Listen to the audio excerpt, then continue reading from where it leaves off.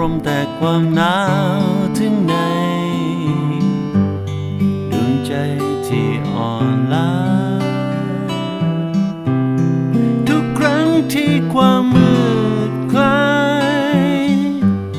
หมายถึงวันที่ดีกว่าคือโอกาสชีวิต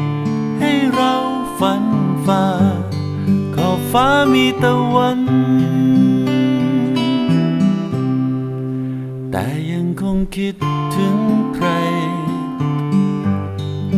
ที่เคยซึ้งใจและผูกพันเวลาแห่งความรักแสนสั้นคืนวันที่อ่อนไหวคิดเสียว่ามันจบแล้วค้นหาในแนวทางใหม่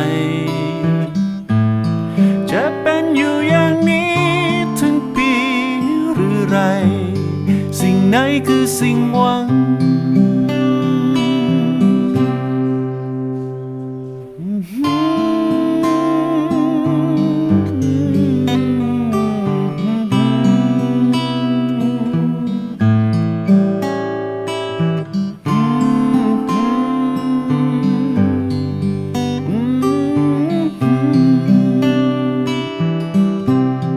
คิดเสียว่ามันจบ